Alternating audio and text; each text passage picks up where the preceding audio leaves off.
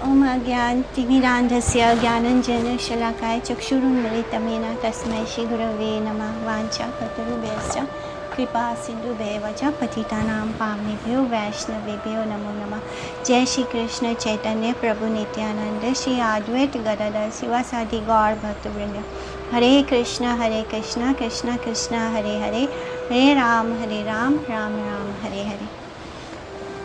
तो कल हम लोग पूरा काम्यवन की पूरी परिक्रमा हो गई थी। काम्यवन, फिर ऊंचा गांव, ललिता सखी का स्थल, सब होने के बाद अब हम पहुँचे हैं बरसाने, राधा रानी के घर। श्री कृष्ण प्रिया श्रीमती राधिका की लीला स्थली बरसाना।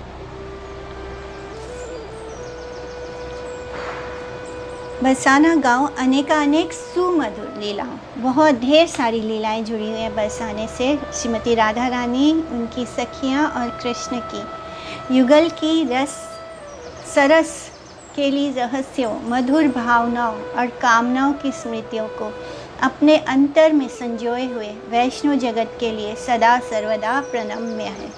यहाँ की वंदनीय भूमि, सरोवर, उद्यान, गहवर आदि वन, कुंड, साकरीखोर आदि लीला स्थलियाँ राधा कृष्ण की किसी न किसी विशेष लीला का स्मरण कराती हैं। गोष्ठ के तृण, गुल्म, लता, वृक्ष, पशु, पक्षी, कीट, पतंग, सर्प आदि सभी स्वरूपता सच्चिद आनंद में और राधा कृष्ण की लीला के पोषक हैं तथा उनके परम प्रिय हैं। शास्त्रों में ऐसे कहा गया है कि ब्रह्मा, शंकर आदि बड़े बड़े सिद्ध महापुरुष भी राधा कृष्ण की सेवा के लिए, उनके जैसा जन्म पाने के लिए पुनः पुनः प्रार्थना करते हैं। बरसाना का शुद्ध नाम क्या है? वृषभानुपुर। श्रीमती राधिका के पिता वृषभानु महाराज सपरिवार यहीं पर निवास करते थे। गोवर्धन से पश्चिम में 14 मील अथवा काम्यवन से 6 मील पूर्व की ओर इसकी स्थिति है। काम्यवन से ये आता है 6 मील की दूरी पर और गोवर्धन से 14 मील। तो गोवर्धन के बाद गोवर्धन के जो एंडिंग है वो है राधा कुंड, और राधा कुंड से सीधे रास्ते होता है बरसाने जाने का। वरा एवं पद्म पुराण के अनुसार सत्ययुग के अंत में ब्रह्मा जी ने कठोर आराधना द्वारा श्री हरि को प्रसन्न करके उनसे वर मांगा था, और फिर आप मेरे ऊपर ब्रज गोपियों के साथ सुमधुर क्रीड़ाएं करें और मैं उसे दर्शन कर सकूं। यानी वो एक पर्वत बनना चाहते हैं। विशेष रूप से वर्षा काल में झूला आदि लीलाओं तथा वसंत में, स्प्रिंग सीजन में, जब फागुन का महीना होता है, जब होली होती है, फाग आदि की लीला विलास के द्वारा मुझे कृत्य करें। तो ये ब्रह्मा जी की अभिलाषा थी। यत् किंचित तृणगुल्म कीकट मुखम गोष्ठे समस्त ही तथा सर्व आनंदमया मुकुंद दयितम लीनानुकूलम परम शास्त्रे रेवा मुहुर्मुहु स्फुटमिदं निष्टंकितं यंचया ब्रह्मादेरपि सस्पृहेन तदिदं मया वन्द्यते पुरा कृत युगस्यान्ते ब्रह्मा न प्रथितो हरि प्रार्थितो हरि मामोपरि सदा त्वं हि रासक्रीडां करिष्यसि सर्वाभि व्रज गोपी भी प्रावृत्य काले कृतार्थकृत। तो इस तरह ब्रह्मा जी की अभिलाषा थी कि कृष्ण अपनी गोपियों के साथ, ब्रज गोपियों के साथ उनके ऊपर सुंदर सुंदर लीलाएं करें, और जब वर्षा काल आए, जब वसंत ऋतु आए, जब फागुन आए, तब उनको कृत्य कर दें।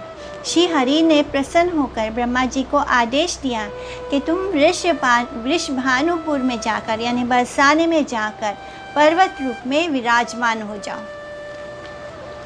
तुम पर्वत स्वरूप से हमारी सभी मधुरमयी लीलाएं के देखने में समर्थ हो सकोगे। तथा ब्रह्मन् व्रजम गत्वा वृषभानुपुरम गता पर्वतो भवसि त्वां हि मम क्रीडां च पश्यसि यस्मात् ब्रह्मा पर्वतो अभूत वृषभानुपुरे स्थिता। तो ये वरा और पद्म पुराण में आता है। इस तरह ऐसे ही हुआ। ब्रह्मा जी ने ब्रज में इसी स्थान पर पर्वत का रूप धारण करके अपनी चिर अभिलाषाओं को पूर्ण किया। बरसाना की परिक्रमा 4 मील की होती है। ब्रज भक्ति विलास में वृषभानुपुर का चिन्ह इस प्रकार निर्देश किया गया है। विष्णु ब्रह्मा नामानो पर्वतो दो परस्परो, दक्षिण पार्श्वे ब्रह्मा नाम पर्वता, वाम पार्श्वे विष्णु नाम पर्वता।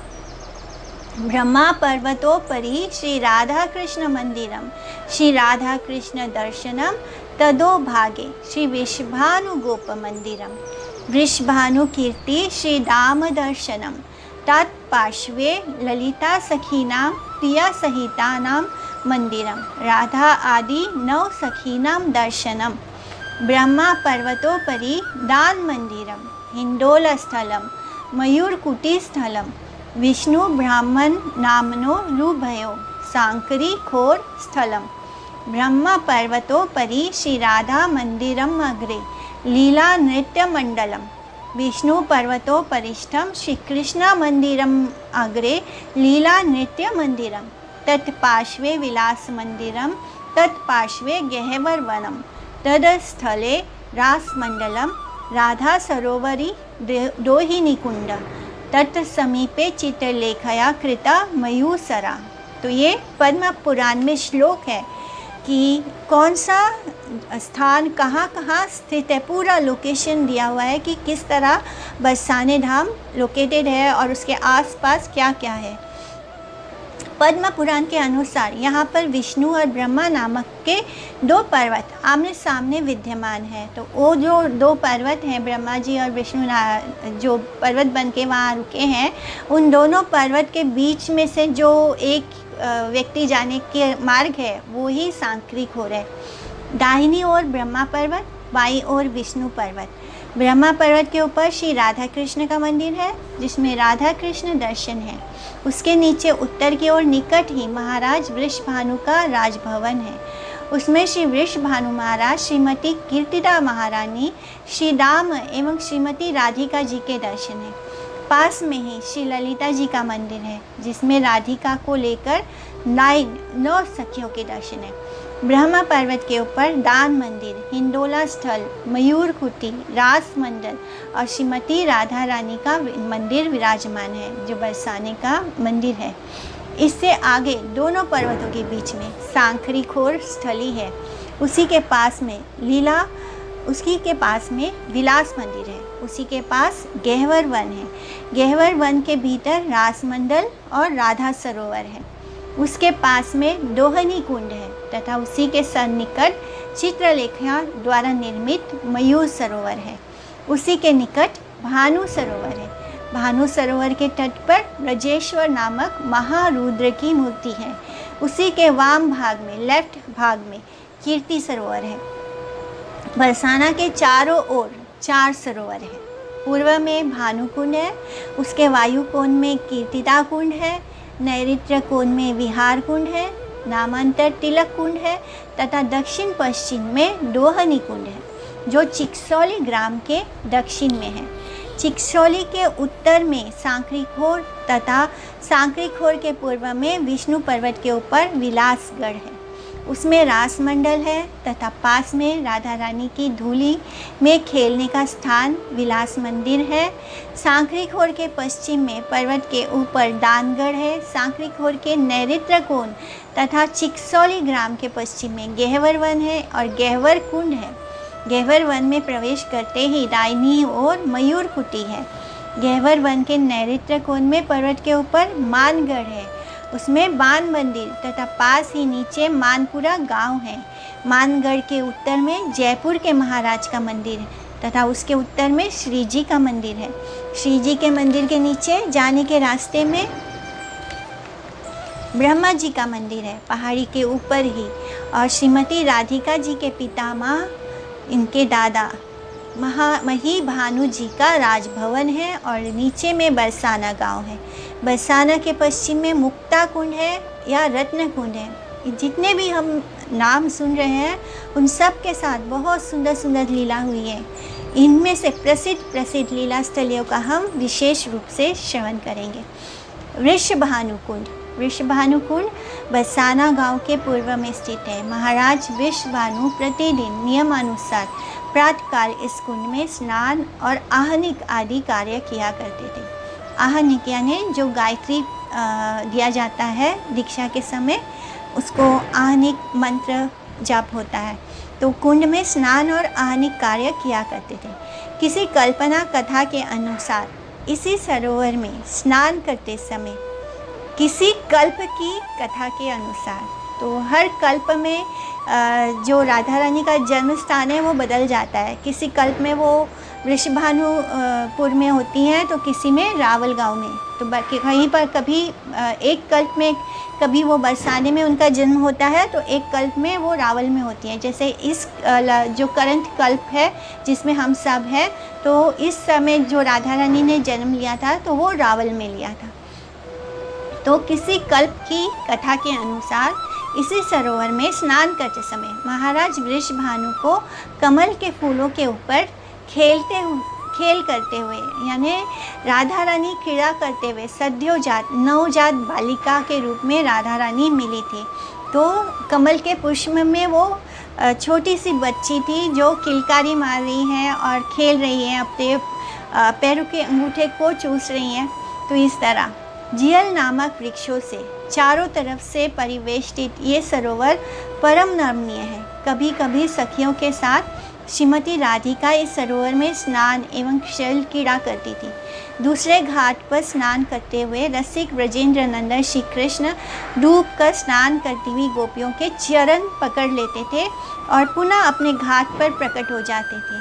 कभी कभी इन गोप बालिकाओं के साथ नंद नंदन श्री कृष्ण जल क्रीड़ा और लुका छुपी की क्रीड़ाएँ भी करते थे। महाराज वृषभानु के नाम के अनुसार इस कुंड का नाम वृषभानु कुंड हुआ है। सांक्री खोर ब्रह्मा पर्वत और विष्णु पर्वत के बीच में आने जाने का संकुचित मार्ग है। गोप गोपियाँ इसी संकीर्ण रास्ते से गमनागमन करती हैं। गो दोहन के पश्चात गोप ग्वाले इसी मार्ग से होकर कांवरों से दूध इस पार से उस पार ले जाते थे और ये अभी भी वैसे के वैसा ही है। रंगीले कृष्ण ने रंगीली गोपियों से यहाँ दूध दही माखन की लूट की थी और प्रतिवर्ष भाद्र महीने में शुक्ल त्रयोदशी के दिन यहाँ बूढ़ी लीला होती है। बूढ़ी लीला के प्रवर्तक श्री नारायण भट्ट हैं। तो संखरी खोर यानी प्रेम गली जो होती है वो बहुत संकरी होती है, उसमें दो नहीं जा सकते, उसमें एक को ही जाना पड़ता है। तो उसका भी अपना एक मीनिंग है कि वो गली संकरी क्यों है, उसमें से केवल एक व्यक्ति ही एक समय जा सकता है। तो ग्वाल बालों के साथ कृष्ण यहाँ दान घाटी पर दानी बनकर दूध दही मक्खन का दान मांगते थे और गोपियों के मना करने पर भी बहुत ही ज़बरदस्ती बलपूर्वक लूट कर खा लेते थे उनके मक्खन और दही को।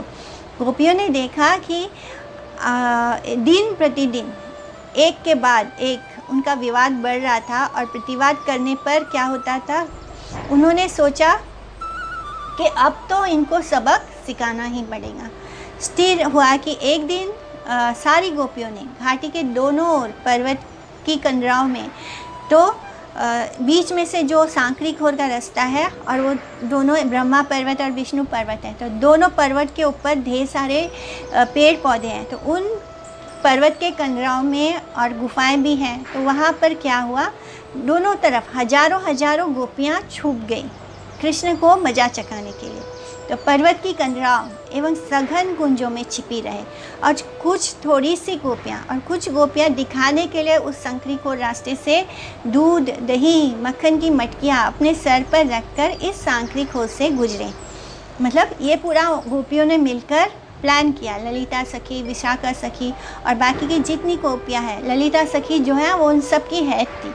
तो उन सब ने मिलकर ये पूरा डिसाइड किया कि हम सब इतनी हज़ारों सखियाँ हैं, तो कुछ हज़ार इस तरफ कुछ हज़ार इस तरफ पहाड़ के दोनों तरफ छुप गई वहाँ पे, क्योंकि पहाड़ है तो कुछ कंदरा यानी कुछ गुफा जैसे स्थान होते हैं और पूरा पहाड़ पेड़ पौधों से भरा हुआ है। तो उनके बीच में ये गोपियाँ छुप गई और कुछ दिखाने के लिए सांकरी खोर से निकलती हैं अपने सर पर मटकियाँ लेकर।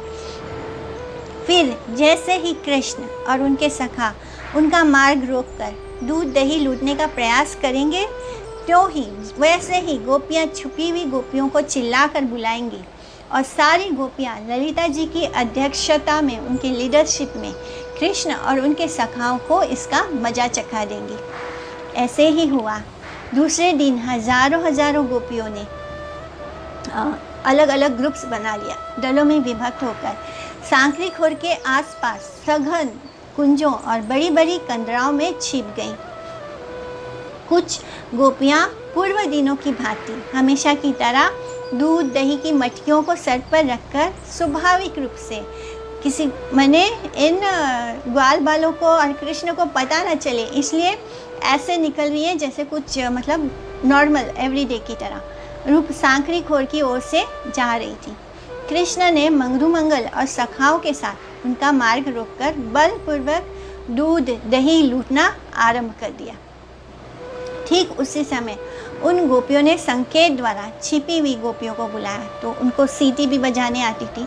उन्होंने वो सिग्नल दे दिया बाकी गोपियों को और फिर तो एक अपूर्व लीला हुई। गोपियों के समूह में से 5-10 ने मिलकर कृष्ण को, कुछ ने मिलकर मधुमंगल को पकड़ लिया, कुछ ने मिलकर सबल को, कुछ ने अर्जुन लवंग को, आदि सखाओं को, वो तो हजारों की तादाद में है।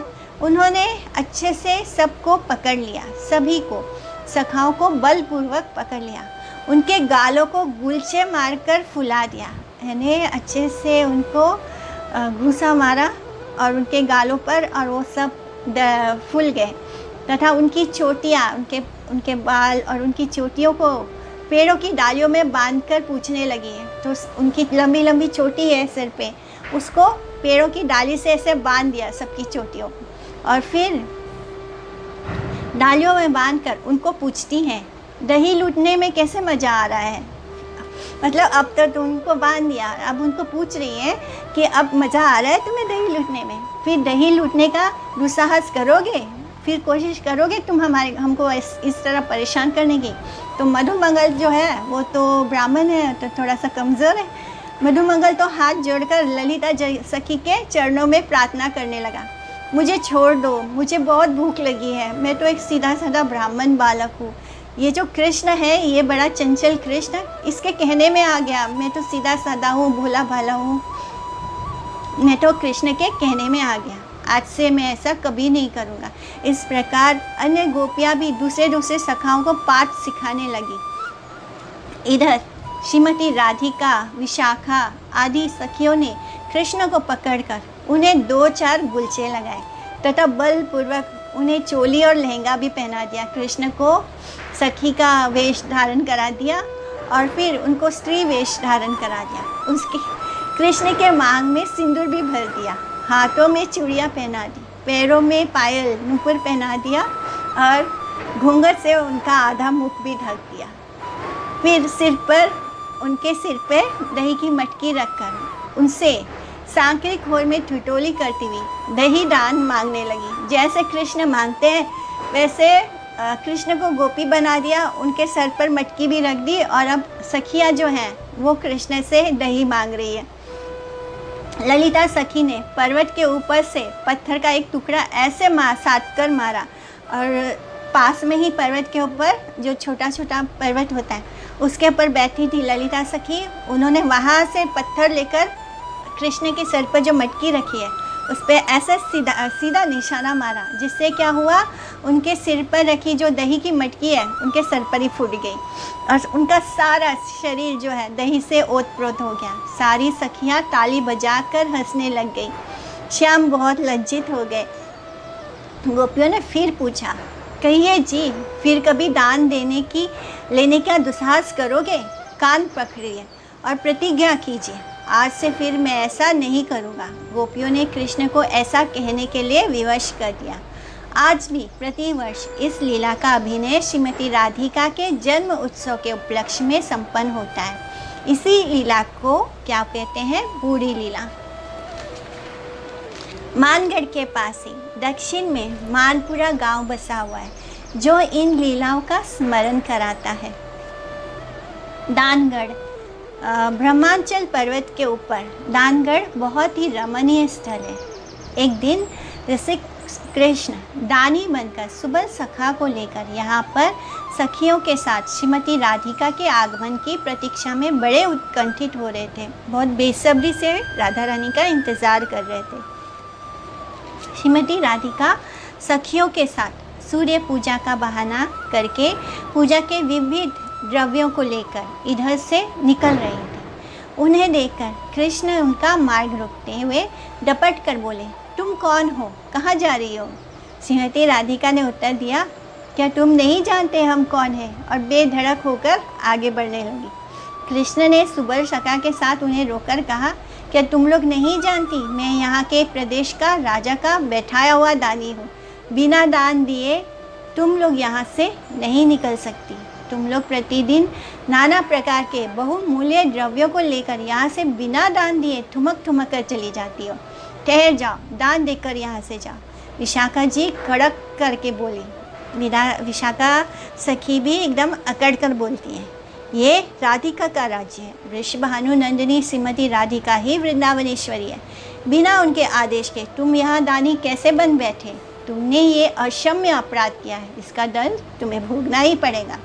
कृष्ण ने उत्तर दिया, इतनी बहक कर बातें मत करो। यहाँ के राजा तो कंदर्प देव हैं। तुम प्रतिदिन लुक छिप कर नाना प्रकार के मूल्यवान द्रव्यों को, यानी बहुत कीमती जो तुमने मटकी में द्रव्य रखे हैं, वो मूल्यवान द्रव्यों को यहाँ से लेकर जाती हो, किंतु हमें टैक्स नहीं देती हो। जो दान होता है कर, यानी जैसे टोल नाका पे टैक्स देते हैं हम, तो ये उनका टोल नाका है।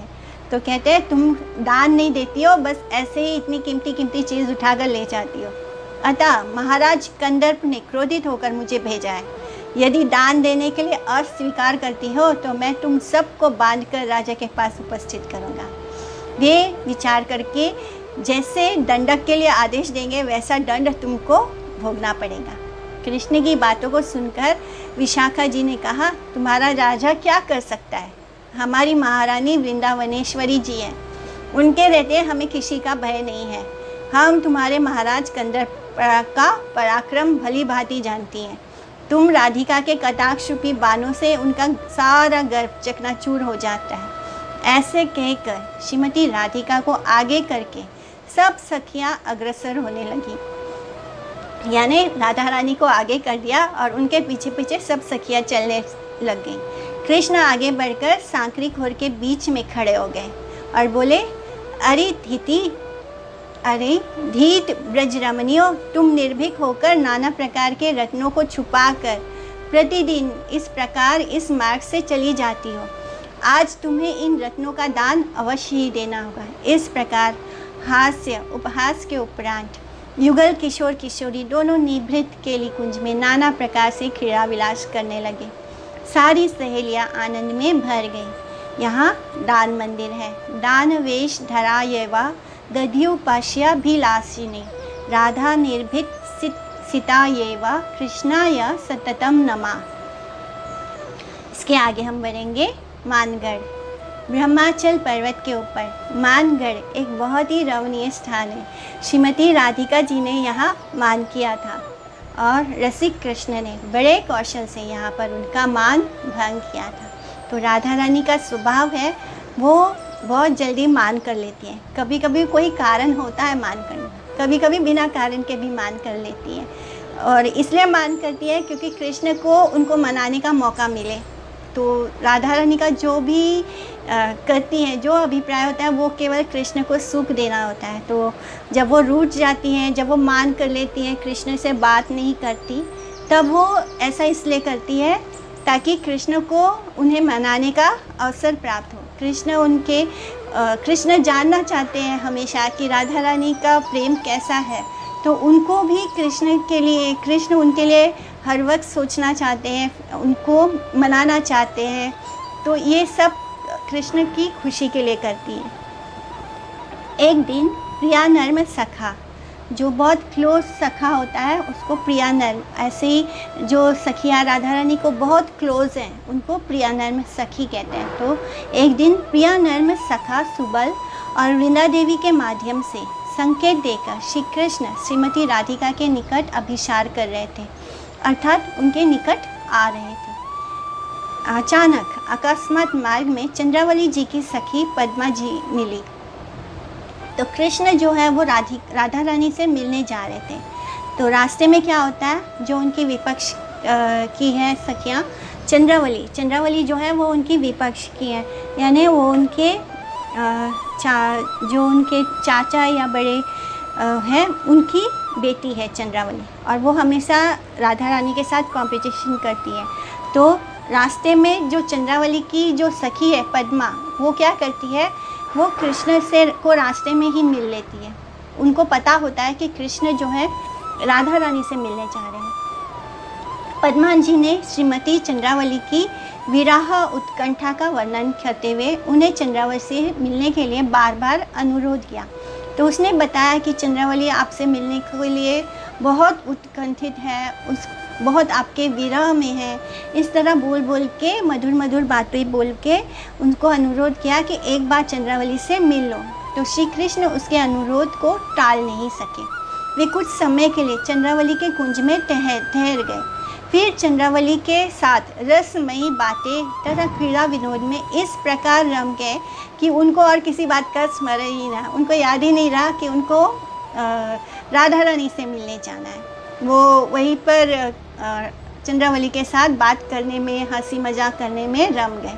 श्रीमती राधिका से मिलने का समय भी निकल गया, जो टाइम फिक्स हुआ था वो निकल गया। इस बीच श्रीमती राधिका की एक सुरक्षित सुशिक्षित मैना सारी उसी कुंज में एक वृक्ष के ऊपर बैठ गई और उसने चंद्रावली और श्री कृष्ण के परस्पर रस आलाप और उसके परस्पर विलास आदि का सारा संवाद लौटकर श्रीमती राधिका को सुनाया। तो वो कुंज में राधा रानी की मैना सारी थी। सारी कभी कभी यहाँ पर तो मैना लिखा है, तो सारी एक्चुअली फीमेल पैरट भी होती है, तो शायद दोनों को ही सारी बोला जाता है। तो वो मैना क्या करती है, वो सारा कुछ चंद्रावली के कुंज में उस वहाँ के पेड़ पर बैठ के वो सब सुन लेती है। कृष्ण और चंद्रावली के बीच में जो भी बातचीत हो रही है, जो भी परस्पर आलाप हो रहा है, रसालाप, वो सब सुनकर आती है, उड़ के आती है राधा रानी के पास। और उनको पक्षियों का जैसे स्वभाव होता है, वो जो भी सुनी है वही बातें रिपीट करके राधा रानी को सारा सुना दिया। अब राधा रानी सब समझ गई, वो बहुत उदास हो गई, उन्हें बहुत ही दुर्जय मान हो गया। दुर्जय मान यानी बहुत ही बड़ा वाला मान, कि कोई भी उनके मान को तोड़ नहीं सकता। इस तरह उनको दुर्जय मान हो गया। उन्होंने मन ही मन ठान लिया कि ऐसे उद्धत कृष्ण से मुझे कोई प्रयोजन नहीं। तो अब कृष्ण को मिलना था राधा रानी को, जाके बैठ के वहाँ चंद्रावली के साथ वो हंसी मजाक और टाइम स्पेंड कर रहे हैं। तो जब राधा रानी यहाँ कब से उनका तैयार होकर उनका इंतज़ार कर रही है, कुंज में सबसे छुपा कर आती हैं उनसे मिलने के लिए। और फिर यहाँ पर वो इतना इंतज़ार करते करते शाम हो गई, शाम भी बीत गया। और जब उनको पता चलता है कि कृष्ण ऐसे चंद्रावली के कुंज में है, तो उन्होंने मन ही मन ठान लिया कि अब चाहे कृष्ण कुछ भी कर ले, वो उनके साथ कोई बात नहीं करेंगी, मुझे उससे कुछ लेना देना नहीं। इधर समय बीतने पर श्री कृष्ण जब उनके पास आते हैं, जब बहुत शाम हो जाता है, अंधेरा हो जाता है, तब कृष्ण को अचानक याद आता है मुझे तो राधा रानी से मिलना था। तब उनको याद आता है, तब वो श्रीमती जी के पास आते हैं और तब श्रीमती जी ने उनकी तरफ से अपना मुंह ही मोड़ लिया। वो कृष्ण को देखकर उनकी तरफ से अपना मुंह मोड़ लेती हैं। श्री कृष्ण ने उनका कठोर मान देखकर साम दाम दंड भेद नीति के द्वारा उनको समझाने की सारी चेष्टाएं की। झूठ बोला, जो भी कर सकते थे, हर तरह से राधा रानी को मनाने की कोशिश की, पर राधा रानी तो सब जान गई थी सच क्या है, तो कोई भी उनकी बात चली नहीं। फिर भी जब उनका मान नहीं टूटा, तब कृष्ण क्या है, निराश हो गए, दुखी हो गए और वहाँ से चले गए। रास्ते में उन्हें विशाखा सखी मिली, उनके साथ दोनों के बीच में बातचीत हुई। फिर उनके परामर्श से उन्होंने एक नवीन सखी का रूप धारण कर वीणा वादन करते हुए विशाखा जी के साथ श्रीमती राधा रानी के पास आते हैं। तो विशाखा सखी ने उनको आइडिया दिया और फिर कृष्ण जो है वो एक बहुत सुंदर सखी का रूप धारण करते हैं। कृष्ण तो बहुत सुंदर हैं ही, और जब वो स्त्री का रूप धारण करते हैं तब वो और भी सुंदर लगते हैं। तब वो स्त्री का एक सुंदर रूप धारण किया, हाथों में उन्होंने वीणा लिया और फिर इस तरह वीणा वादन करते हुए वो विशाखा सखी के साथ राधा रानी के पास आए, ताकि राधा रानी ना पहचान सके कि ये कृष्ण है। विशाखा सखी ने इस नई नवेली सखी का नाम बताया श्यामा सखी। इस तरह उनका परिचय हुआ कि राधा रानी को बताया कि देखो आज एक नई सखी आई है, इसका नाम श्यामा सखी है, जो बहुत निपुण है, संगीत कला में बहुत ही एक्सपर्ट है, बहुत सुंदर बजाती हैं, बहुत सुंदर गाती हैं। तो इस तरह उनका परिचय देकर उनके वीणा वादन के साथ संगीत की कला तथा अन्य गुणों की बहुत प्रशंसा की। तो श्रीमती राधिका ने भी बहुत आदर और सम्मान के साथ श्यामा सखी को अपने पास ही बिठाया और उसके अपूर्व संगीत को सुनकर, श्रवण करके आनंद में भरकर उनका आलिंगन किया। किंतु जैसे ही उन्होंने श्यामा सखी को आलिंगन किया, वैसे ही उनके आलिंगन के स्पर्श मात्र से अपने प्रियतम को पहचान गई। फिर तो उनका मान जहाँ का तहाँ धरा रह गया। सखियों से परिवेष्टित हो वे प्राण प्रियतम के सहित लीला विलास में रम गए। इस तरह उन्होंने उनका मान भंग कर दिया। देव गंधर्व रमयाए राधा मान विधाई ने मान मंदिर संज्ञाए नमस्ते रत्न भूमये। आदिवरा पुराण। मानगढ़ में मान मंदिर, झूला, रास मंडल, रत्नाकर सरोवर आज भी दर्शनीय है। मयूर कुटी, ये भी बहुत सुंदर लीला है इसकी भी। ये ब्रह्मांचल पर्वत के उपस्थित है। यहाँ रास मंडल है। रास मंडल में श्रीमती राधा रानी और कृष्ण मयूर एवं मयूरी के रूप में नृत्य करते हुए दर्शनीय है। किसी समय सखियों के साथ राधा रानी एवं कृष्ण यहाँ पर उपस्थित हुए। उन्हें देखकर, उन दोनों को देखकर मयूरों का एक झुंड आ गया। समूह आनंद में भरकर नाचने लग गया, नृत्य करने लग गया। आकाश में भी उमड़ घुमड़ कर बादल घेराए, रिम झिम वर्षा हो रही थी। वहाँ की प्रकृति मानो 16 श्रृंगार और 32 आभरण धारण करके रमणीका का सा बड़ा ही सुंदर रूप धारण करके रखा था। श्री राधा कृष्ण अपने को संभाल नहीं सके। वे भी मयूरी के साथ मयूर मयूरी बनकर अद्भुत रूप से नृत्य किया। तो इस स्थान पर दोनों ही मोर और मयूर और मयूरी बनकर डांस किए हैं इस जगह पर। उनकी वो नृत्य कौशल को देखकर सभी सखियां आश्चर्यचकित हो गई तथा वे मल्हार आदि नाना प्रकार के रागों से संगीत द्वारा उन दोनों का आनंद वर्धन करने लगी। किरीटिने नमस्तुभ्यं मयूर प्रिया वल्लभा सुरम याये महाकुट्ये शिखंडी पदवेशमणि नमा सखी समेताये राधा कृष्णाय ते नमा विमलोत्सवा देवाय व्रज मंगल हेतवे। तो यहाँ पर जो है ये जो मयूर मयूरी वाला प्रसंग है, इसके अलावा भी जो राधा रानी मान लीला करती है, तो जो दूसरे मने अलग अलग कल्पों में अलग अलग लीला भी हुई है। तो यहाँ पे जब राधा रानी मान करके मान मंदिर यानी पहाड़ के सबसे ऊंची चोटी पे जाकर गुस्से में जाके वहाँ बैठ जाती हैं, तब कृष्ण क्या करते हैं, वो खुद ही मयूर का वेश धारण कर लेते हैं, यानी मयूर की तरह मोर की तरह पंख वगैरह सजा लेते हैं और एक बड़ा सा मोर बन के राधा रानी के पास जाते हैं और वहाँ पर जाकर मोर की तरह मोर भी वहाँ नाच रहा होता है और मोर के साथ साथ ये भी नाचना शुरू कर देते हैं।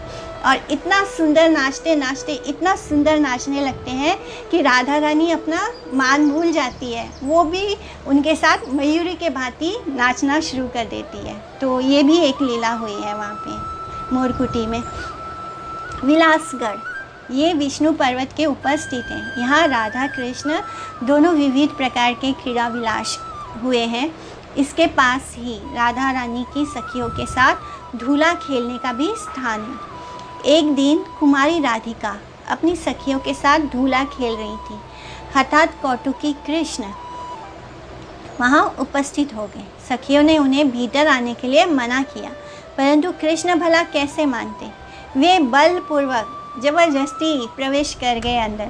उसी समय देव इच्छा से एक आंधी आई और सारा आकाश धूली से व्याप्त हो गया। पूरा जैसे साइक्लोन आता है तो कैसे सब जगह धूल ही धूल होता है, कहीं कुछ भी नहीं सूझ रहा था। सखियों ने डर कर हाथों से अपनी आंखें बंद कर ली।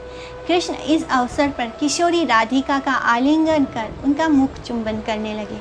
वह संधि के समय ये लीला संपन्न हुई थी। जहाँ ये लीला हुई आज विलास मंदिर है। विलास रूपिणे तुभ्यं नमः कृष्णाय ते नमः। सखी वर्ग सुखाताप्ताय क्रीड़ा विमल दर्शिते। सखी वर्ग को आनंदित करने के लिए विमल क्रीड़ा करने वाले क्रीड़ा विलास रूपी श्री कृष्ण को नमस्कार है। चिकसौली सांक्रिक घोर और गहवर वन के बीच में ब्रह्मांचल पर्वत के नीचे ये गांव है। अष्ट सखियों में से अन्यतम श्री चित्रा सखी का ये जन्म स्थान है। चित्रा सखी के पिता का नाम चतुर्गोप, माता का नाम चर्चिता गोपी था। इनका विवाह जावत में पीठर गोप के साथ हुआ था। ये श्रीमती राधा रानी की नाना प्रकार की विचित्र वेशभूषा, श्रृंगार आदि करने में अत्यंत दक्ष है तथा ये चित्रकला, पशु पक्षियों की भाषा समझने में आदि विविध कलाओं में पारंगत है। तो जितनी भी ये अष्ट सखियाँ हैं, ये स्वरूप है राधा रानी का। कैसे राधा रानी को हमेशा ऐसे लगता है कि वो अकेले कृष्ण की सेवा नहीं कर पाएंगे, इसलिए उन्होंने अपना विस्तार किया। जो अष्ट सखी हैं वो उनका ही, जैसे बलराम जी कृष्ण का ही स्वरूप विस्तार है, उसी तरह जो ये अष्ट सखियाँ हैं वो राधा रानी का ही स्वरूप विस्तार है। तो ये दिखने में भी राधा रानी जैसी ही दिखती हैं, बहुत सुंदर और बहुत माने स्वभाव भी सबका सिमिलर ही है। इसका प्रसंग कुछ इस तरह है चिकसौली ग्राम का। किसी समय वृषभानु कुमारी राधा रानी अपनी सहेलियों के साथ यहाँ खेल रही थी। इतने में उन्होंने दूर से कृष्ण की मुरली बड़ी ही मधुर और आकर्षक स्वर लहरी को श्रवण किया। इससे वे इतनी मुग्ध हो गई कि अपना तन मन सब कुछ उस मधुर मुरली वाले के ऊपर न्यौछावर कर दिया। वे उससे मिलने के लिए आतुर हो गए। यानी राधा रानी जो है वो अपनी सहेलियों के साथ सुन रही थी। तो ये फर्स्ट टाइम ही था जब उन्होंने कृष्ण की मुरली की धुन सुनी। तो अभी उन्होंने कृष्ण को देखा भी नहीं है, वो जानती भी नहीं है कि कृष्ण दिखते कैसे हैं। बस मुरली की धुन सुनकर ही उनको कृष्ण से प्रेम हो चुका है और वो अपना सब कुछ